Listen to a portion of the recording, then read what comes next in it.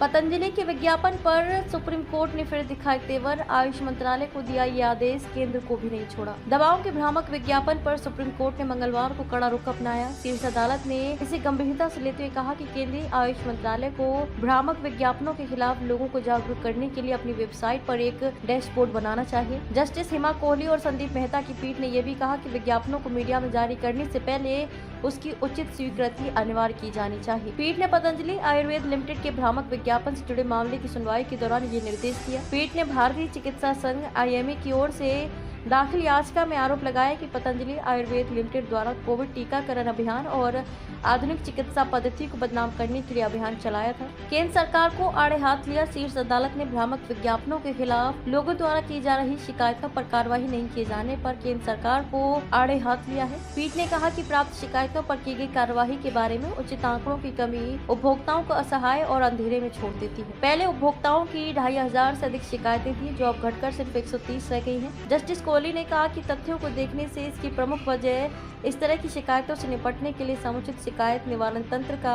प्रचार प्रसार नहीं किया जाना मालूम होता है। आयुष मंत्रालय 2 सप्ताह में हलफनामा दे। पीठ ने कहा कि ये आंकड़े औषधि एवं प्रसाधन सामग्री अधिनियम के तहत अभियोजन के मुद्दे सुलझाने में भी मदद कर सकता है। इससे पहले पीठ को बताया कि कई राज्यों में भ्रामक विज्ञापनों से संबंधित कई शिकायतें दूसरे राज्यों को भेज दी गई थी, क्योंकि उन उत्पादों का निर्माण करने वाली कंपनियां वहीं स्थित थी। पीठ ने इस बारे में केंद्रीय आयुष मंत्रालय को 2 सप्ताह में हलफनामा दाखिल करने का आदेश दिया है। 14 उत्पादों के बारे में 2 सप्ताह में निर्णय ले राज्य सरकार। सुप्रीम कोर्ट ने उत्तराखंड सरकार को पतंजलि व दिव्य फार्मेसी के 14 उत्पादों के बारे में 2 सप्ताह में निर्णय लेने का आदेश दिया। उत्तराखंड राज्य लाइसेंसिंग प्राधिकरण (SLA) ने 15 अप्रैल को पतंजलि आयुर्वेद लिमिटेड और दिव्य फार्मेसी के 14 उत्पादों के विनिर्माण लाइसेंस निलंबित कर दिए थे। हालांकि बाद में उच्च स्तरीय समिति की जाँच रिपोर्ट के बाद निलंबन आदेश 1 जुलाई को रद्द कर दिया। सुप्रीम कोर्ट में मंगलवार को सुनवाई के दौरान याचिकाकर्ता IMA ने निलंबन आदेश रद्द की जानकारी पीठ को दी। इसके बाद पीठ ने राज्य सरकार के वकील से पूछा कि